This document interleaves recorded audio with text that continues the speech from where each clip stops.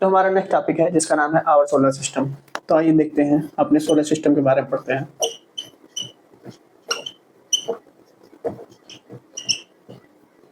सबसे पहले हम स्टार्ट करेंगे हमारा सोलर सिस्टम बना किससे है।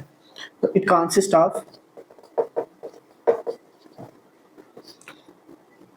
सन, 8 planets, 63 moons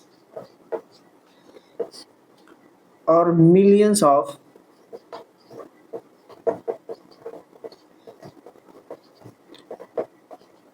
small body like asteroids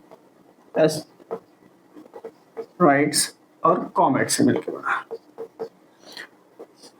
फिर आते हैं huge quantity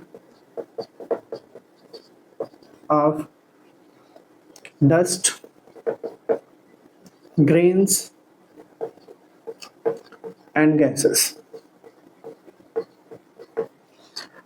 तो इन सबको मिला के हमारा सोलर सिस्टम बना हुआ है। देखते हैं सन एंड 8 प्लैनेट के बारे में।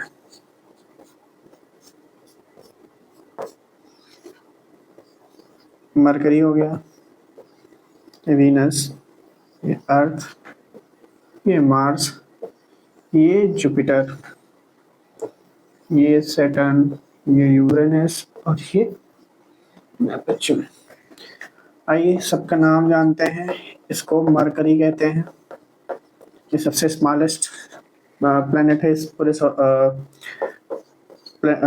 सोलर सिस्टम का। इसको वीनस कहते हैं, इसको अर्थ कहते हैं, वीनस और अर्थ सेम है।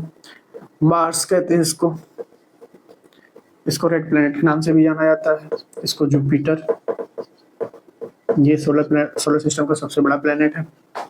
और इसको सैटर्न कहते हैं, इस पे एक बेल्ट भी है, ठीक। इसको यूरेनस कहते हैं और इसको नेपच्यून कहते हैं, ठीक। इस पे भी एक बेल्ट है। तो ये हो गया सन और उसके 8 प्लैनेट। अब सन के बाद की जो ये 4 प्लैनेट हैं, इनको इनर प्लैनेट के नाम से भी जाना जाता है और टेरेस्ट्रियल प्लैनेट के नाम से भी जाना जाता है। क्यों? क्योंकि ये अर्थ लाइक दिखते हैं, ठीक है। इनकी प्रॉपर्टीज क्या है? ये made up of rock and metal के बने होते हैं। दूसरी, इनकी जो डेंसिटी होती है वो रिलेटिवली हाई होती है।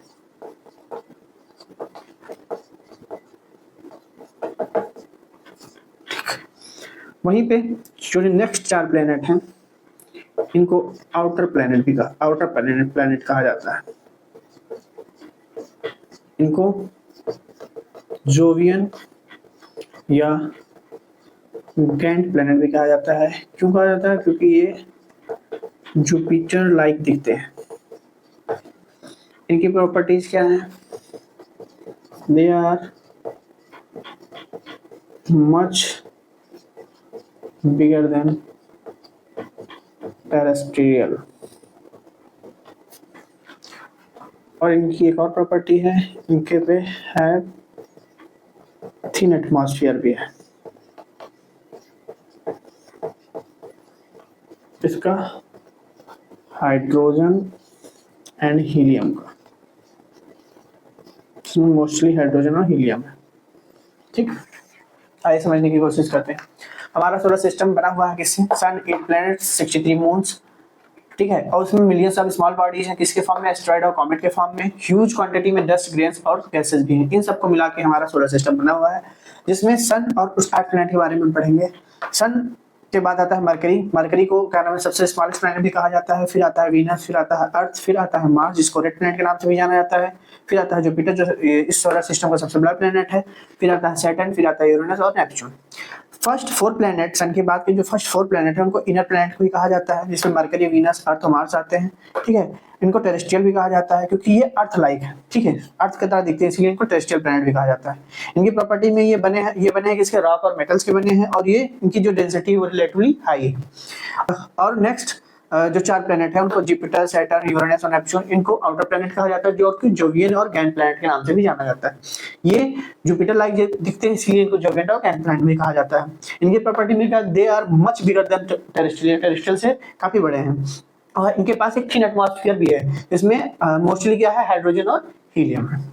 नेक्स्ट टॉपिक है difference between terrestrial and Jovian planet.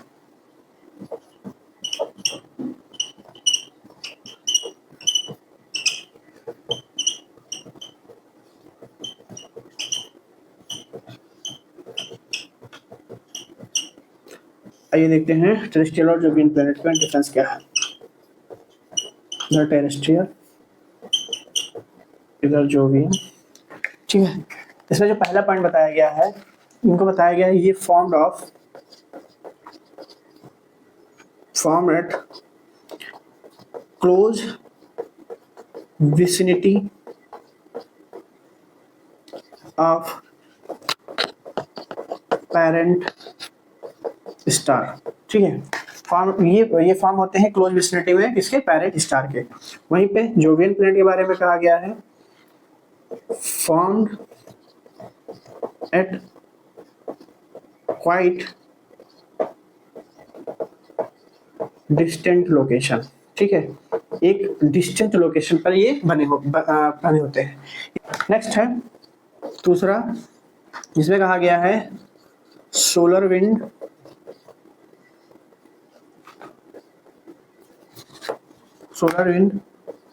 was most intense nearer the sun, सन के करीब होने पे सोलर विंड ज्यादा इंटेंस होती है यहाँ पे। सो इट ब्लू ऑफ, ठीक है, ये ब्लू ऑफ कर देता है किसको, गैसेस और डस्ट को।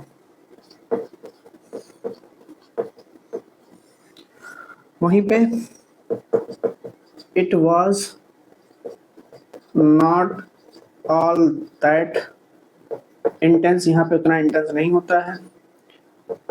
it cause similar removal, ताकि ये सिमिलर रिमूवल कर पाए, ठीक है, गैस और डस्ट को हटा पाए। तीसरे नंबर पे आते हैं, they are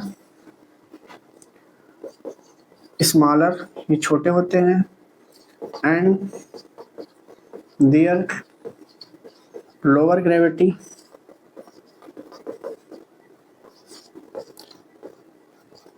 could not hold escaping gases को होल्ड नहीं कर पाते हैं, जो हमारे लिए डेंजरस भी हैं। वहीं पे they are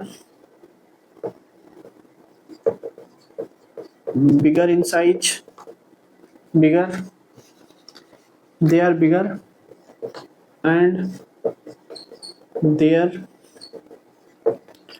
higher gravity could hold escaping gases, ठीक।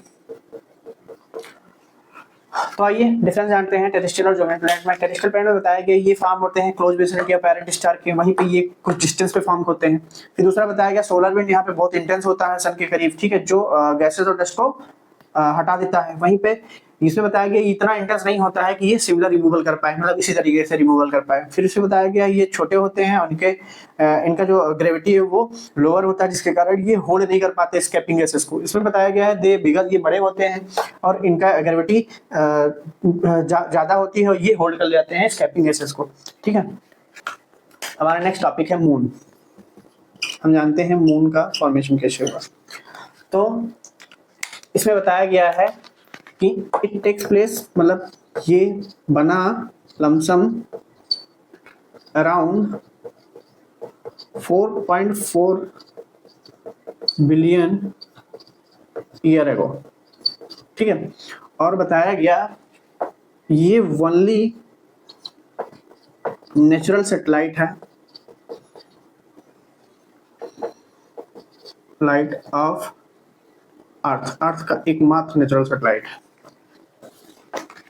मून के फॉर्मेशन में बहुत सारी एक्सप्लेनेशन कर दिया गया, पर हम यहाँ पे सिर्फ जनरली बिलीव एक्सप्लेनेशन है उसके बारे में पढ़ेंगे। तो जनरली बिलीव एक्सप्लेनेशन जो है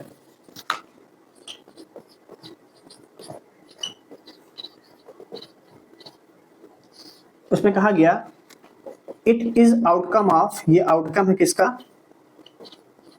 गेंट इम्पैक्ट, मतलब गेंट इम्पैक्ट का आउटकम है, और बिग स्पैट भी कहा जाता है, मतलब कोई बड़ी सी चीज आके टकराई हो, उससे जो इम्पैक्ट हुआ हो उसका इम्पैक्ट है, उसका आउटकम है। उसमें बताया गया एक body of size of 3 times of Mars की दुगना साइज की कोलाइड्स इनटू अर्थ में आके टकराती है। It blasted large part of the earth को ब्लास्ट करता है, किसमें, कहाँ पे, इनटू स्पेस में। ठीक है, फिर नेक्स्ट बताया the portion of blasted material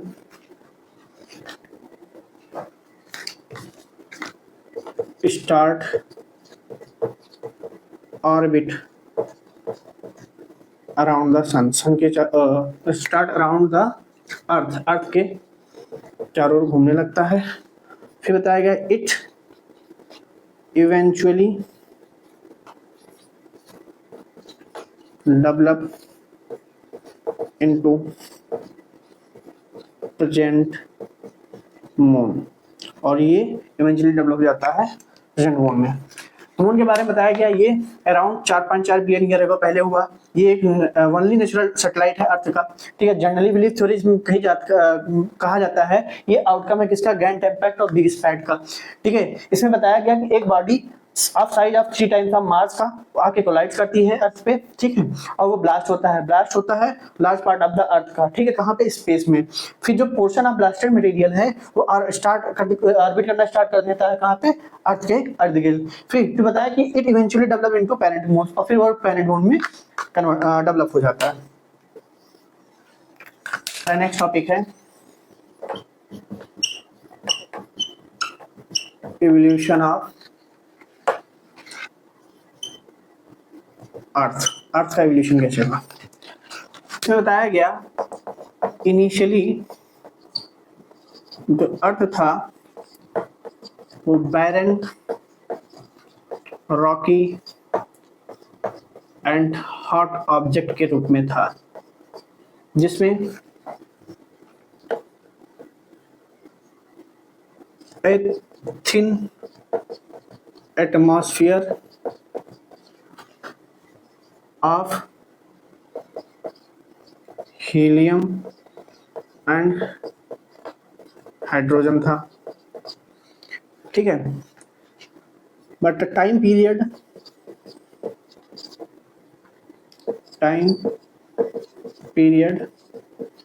between 4600 billion year and present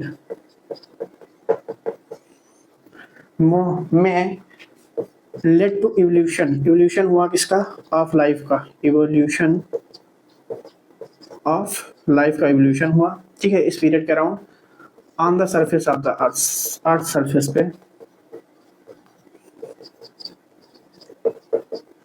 और इसने क्या किया, it change it into conductive atmosphere में चेंज कर दिया। ठीक है, तो इवोल्यूशन ऑफ अर्थ के बारे में बताया गया कि इनिशियली जो है वो अर्थ जो है वो एक बैरन, रॉकी और हार्ड ऑब्जेक्ट के रूप में था, जिसपे पास एक थिन एटमॉस्फेयर था, किसका, हीलियम और हाइड्रोजन का। ठीक है। Time period between 4600 billion year और प्रेजेंट के बीच के जो टाइम पीरियड है उसमें क्या हुआ, इवोल्यूशन ऑफ लाइफ हुआ। ठीक है, कहाँ पे, on the surface of the earth पे। ठीक है, और वो उसने चेंज कर दिया क्या, इसको एक कंडक्टिव एटमॉस्फेयर में। ठीक है, so coming to our next topic जिसका नाम है इवोल्यूशन ऑफ द लिथोस्फीयर। हम इसमें लिथोस्फीयर के इवोल्यूशन के बारे में पढ़ेंगे।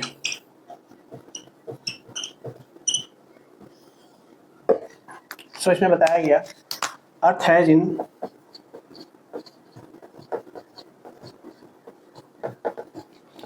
Layered structure. ठीक है, लेयर्ड स्ट्रक्चर में। फिर बताया गया इन प्रीमोर्डियल स्टेज में जो अर्थ था, अर्थ was mostly in volatile stage में रहता था अर्थ।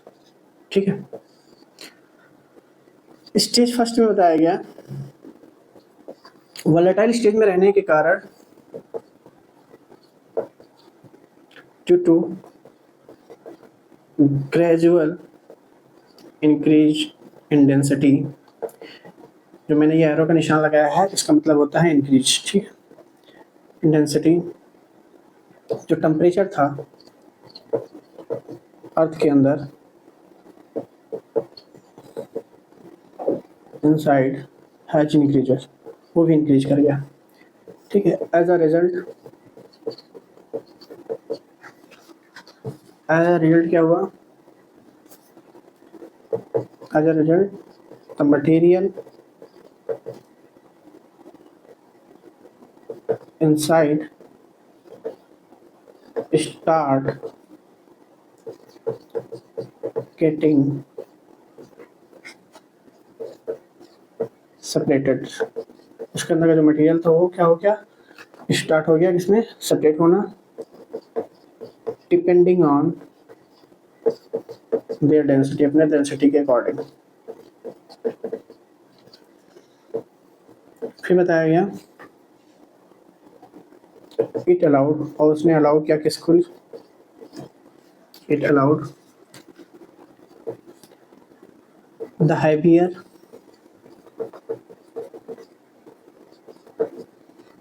मटेरियल, ठीक है, जैसे कि iron, to sink towards the centre. उसने अलाउ किया किसको, हैवियर मटेरियल को सिंक करने के लिए सेंटर की तरफ, एंड लाइटर वन को towards, lighter one move towards the surface. Lighter one क्या हो गया, सरफेस की तरफ मूव करने लगा। ठीक है, फिर बताया एज टाइम पासेस, जैसे जैसे समय बीतता गया, इट कूल, वो कूल होता गया, and solidifying in the smaller size, और स्मॉलर साइज में क्या हो गया, सॉलिडिफाई हो गया। फिर बताया गया लेटर लेड टू, बाद में इसने क्या किया, the development of outer surface का डेवलपमेंट किया, बाद में उसने इन द फॉर्म ऑफ, किसके फॉर्म में, क्रस्ट के फॉर्म में। अब समझने की कोशिश करते हैं। तो इवोल्यूशन ऑफ द लिथोस्फीयर के बारे में समझते हैं। इसमें बताया गया earth has in layered structure, earth जो था वो लेयर्ड स्ट्रक्चर के फॉर्म में था। उन्होंने बताया इन पिरामिडल स्टेज, यानी कि जब पुराने समय में जो अर्थ था वो क्या था, मोस्टली वोलेटाइल स्टेज में रहता था। स्टेज वन में बताया उन्होंने वोलेटाइल स्टेज में रहने के कारण उनमें क्या हो गया, ग्रेजुअल इंक्रीज हो गया डेंसिटी में, जिसके कारण टेम्परेचर भी बढ़ने लगा। ठीक है, एज अ रिजल्ट, उसका रिजल्ट में हुआ क्या, जो मटेरियल था इनसाइड द उसके अंदर जो मटेरियल था अर्थ के अंदर वो क्या हो गए, सेपरेट होना स्टार्ट हो गए। किसके, डिपेंडिंग ऑन देयर डेंसिटी, अपने डेंसिटी के अकॉर्डिंग वो क्या हो गए, सेपरेट होना स्टार्ट हो गए। उसने अलाउ किया जो हैवियर मटेरियल था, ठीक है, जैसे आयरन, उनको सिंक कर दिया कहाँ पे, टुवर्ड द सेंटर, और जो हल्के मटेरियल थे उनको मूव कर दिया कहाँ पे, सरफेस पे। ठीक है, जैसे जैसे समय बीतता गया, ठीक है, वो कूल होते गए और सॉलिडिफाई हो गए किसमें, स्मॉलर साइज में कूल हो गए। ठीक है, बाद में क्या हुआ, वो डेवलपमेंट करते हैं किसके, आउटर सरफेस का, किसके फॉर्म में, क्रस्ट के फॉर्म में। ठीक है, तो ये था इवोल्यूशन ऑफ लिथोस्फीयर के पहला स्टेज के बारे में। आते हैं नेक्स्ट स्टेज के बारे में। नेक्स्ट स्टेज 2 में बताया गया, ठीक है, during the formation of moon के फॉर्मेशन के दौरान, during the formation of moon by the giant impact के द्वारा, the earth further heated up, फिर से गर्म हो गया। ठीक है, और by the process further heated up, उसके बाद बताया कि by the process of differentiation,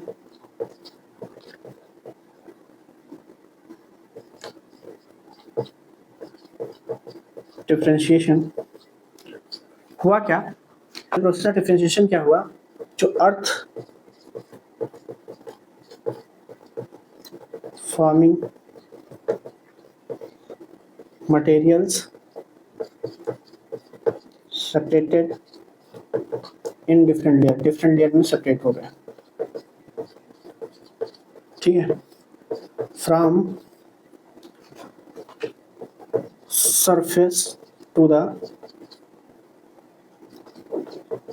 central part तक। ठीक है, और हमको क्या मिला, वी हैव, हमको इस प्रकार मिला कुछ, वी हैव लाइक, ठीक है, जिसमें पहले आया क्रस्ट, फिर मेंटल, फिर आउटर कोर, फिर इनर कोर, इस प्रकार से सेपरेट होगा। और बताया ऊपर से नीचे आने पर जो डेंसिटी थी वो इंक्रीज होती गई। आइए समझते हैं स्टेज 2 के बारे में। स्टेज 2 में बताया गया जब मून का फॉर्मेशन हुआ गेंट इम्पैक्ट के द्वारा, ठीक है, तो जो अर्थ था वो फिर से गर्म हो गया, जिसके कारण हुआ क्या, bye the process of differentiation के थ्रू जो अर्थ फॉर्मिंग मटेरियल थे जिससे अर्थ बना है वो सेपरेट हो गए डिफरेंट लेयर में। ठीक है, from surface to the central part, surface से लेके और सेंट्रल पार्ट तक। और हमको क्या मिला, इस फॉर्म में मिला, सबसे ऊपर था हमारा क्रस्ट, जिसको हम स्टेज 1 में भी पढ़ चुके हैं, फिर दूसरे नंबर पर था मेंटल, फिर तीसरे नंबर पर था आउटर कोर, और फिर चौथे नंबर पर था इनर कोर। ये जो क्रस्ट था ये सरफेस पे था, और जो ये इनर कोर था ये कहाँ था, सेंट्रल पार्ट पे था।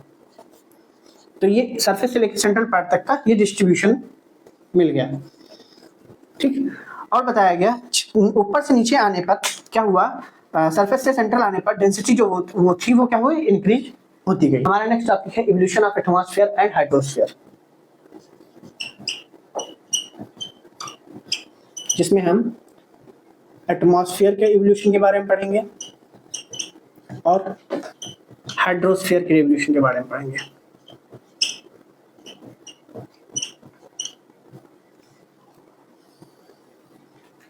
तो इसमें बताया गया there are 3 stages for development of atmosphere. ठीक है, आइए जानते हो कौन कौन से 3 स्टेजेस थे। इसमें स्टेज 1 में बताया गया लॉस ऑफ प्रीमोर्डियल एटमॉस्फेयर का लॉस हो गया, इसमें पहले स्टेज में। ठीक, जानते हैं कैसे, वो स्ट्रिप्ड ऑफ हो गया। ठीक है, as a result of solar wind आने के कारण वो क्या हो गया, स्ट्रिप्ड ऑफ हो गया। ये पहले स्टेज में हुआ। स्टेज 2 में बताया गया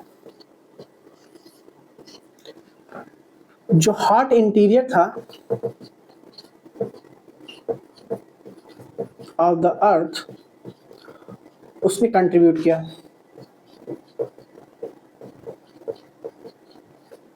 आइए जानते हैं कैसे।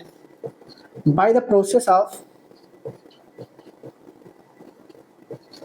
डीगैसिंग, डीगैसिंग के प्रोसेस से। इसमें हुआ का जो गैसेस थी एंड वाटर वेपर वो क्या हुए, released from interior, interior of the earth से क्या हुए, रिलीज हुए। ठीक, नेक्स्ट स्टेज में बताया गया, स्टेज 2 में, स्टेज 3 में एस द अर्थ कूल, जैसे जैसे अर्थ ठंडा होता गया तो जो चीजें हुई, पहली चीज थी जो वाटर वेपर थे, रिलीज्ड, स्टार्ट गेटिंग कंडेंस, वो ठंडे होने स्टार्ट हुए। दूसरी चीज जो कार्बन डाइऑक्साइड निकला गैसेस के फॉर्म में, वो गॉट डिजॉल्व, वो डिजॉल्व हो गया किसमें, रेन वाटर में, जिसके कारण क्या हुआ,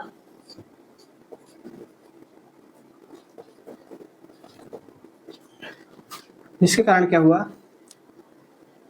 द टेम्परेचर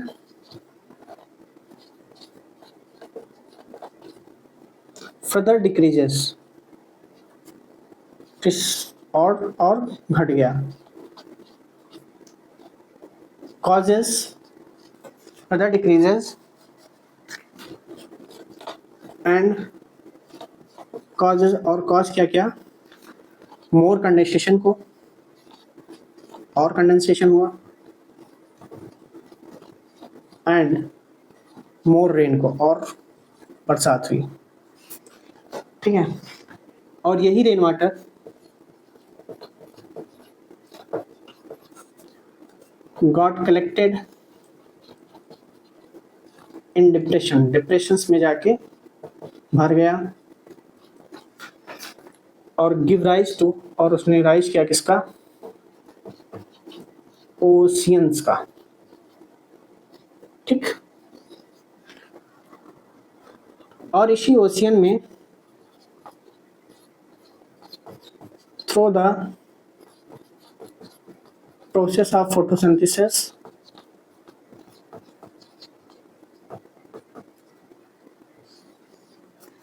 क्या हुआ, इसने बिगन किया किसके लिए, begin to have the contribution of oxygen, oxygen के कंट्रीब्यूशन को बिगन किया। ठीक, तो आइए समझने की कोशिश करते हैं। इवोल्यूशन ऑफ एटमॉस्फेयर और हाइड्रोस्फीयर के बारे में बताया गया, ये 3 स्टेज में हुआ। पहले स्टेज में क्या हुआ, लॉस ऑफ प्रिमिडियल एटमॉस्फेयर, प्रिमिडियल एटमॉस्फेयर का जो पुराना एटमॉस्फेयर था उसका क्या हो गया, लॉस हो गया। कैसे लॉस हुआ, स्ट्रिप्ड आउट हो गया, यानी कि हट गया, किससे, as a result of solar wind, solar wind के आने के कारण वो क्या हो गया, स्ट्रिप्ड आउट हो गया। फिर स्टेज 2 में बताया गया जो हार्ड इंटीरियर था अर्थ का, ठीक है, वो भी कंट्रीब्यूट किया। कैसे कंट्रीब्यूट किया, bye the process of degassing, degassing के प्रोसेस से क्या हुआ, गैसेस और वाटर वेपर रिलीज हुए इंटीरियर से, ठीक है, इंटीरियर ऑफ द अर्थ से। फिर स्टेज 3 में बताया गया एज द अर्थ कूल, जैसे जैसे अर्थ ठंडा होता गया, ठीक है, क्योंकि गैसेस और वाटर वेपर रिलीज हुए तो अर्थ ठंडा होना स्टार्ट हो गया। तो जो वाटर वेपर रिलीज हुए थे वो क्या हो गए, स्टार्ट हो गए कंडेंस होना, और जो कार्बन डाइऑक्साइड था वो डिजॉल्व हो गया किसमें, रेन वाटर में, जिसके रिजल्ट में क्या हुआ, टेम्परेचर फर्दर डिक्रीज हो गया, और कंडेंसेशन हुई, और बरसात हुई। और यही रेन वाटर क्या हो गया, कलेक्ट हो गया डिप्रेशन में, और राइज करते हैं किसको, ओशियन को। ठीक है, और ये ओशियन प्रोसेस आप इसी ओशियन में थोड़ा सा प्रोसेस ऑफ फोटोसिंथेसिस क्या होता है, ये ऑक्सीजन का कंट्रीब्यूशन करने लगता है एटमॉस्फेयर में। तो ये पूरा प्रोसेस था evolution of the atmosphere and hydrosphere के बारे में। आते हैं अपने नेक्स्ट टॉपिक पे, और इस चैप्टर के लास्ट टॉपिक पे, जिसका नाम है ओरिजिन ऑफ लाइफ, लाइफ की उत्पत्ति कैसे हुई। तो बताया जाता है initially earth was not conductive for development of life, development of life के लिए जो हमारा इनिशियल अर्थ था वो कंडक्टिव नहीं था, तो उसमें हमको पता चला कि कई सारे एवोल्यूशंस हुए, जिसमें एवोल्यूशन ऑफ द अर्थ हुआ, जिसमें एवोल्यूशन ऑफ क्या नाम है लिथोस्फीयर हुआ, एटमॉस्फेयर हुआ, हेड्रोस्फीयर हुआ, जिसके थ्रू हमारा जो ये एटमॉस्फेयर था वो कंडक्टिव हो गया, ठीक है, डेवलपमेंट ऑफ लाइफ के लिए। और डेवलपमेंट ऑफ लाइफ के लिए मॉडर्न साइंटिस्ट ने बताया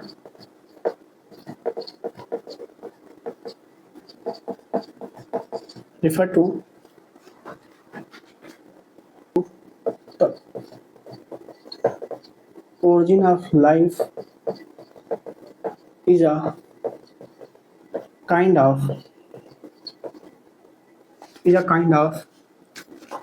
केमिकल रिएक्शन, ठीक है, एक केमिकल रिएक्शन के रूप में हुआ, ठीक है। आइए जानते हैं कैसे। The first generated the complex organic molecule, पहले उसने जनरेट किया किसने, कॉम्प्लेक्स ऑर्गेनिक मॉलिक्यूल को, एंड असेंबल्ड देम, और उसको असेंबल्ड किया। फिर बताया दिस असेंबलेज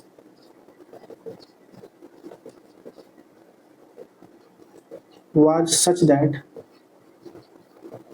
इस प्रकार थी, they could duplicate themselves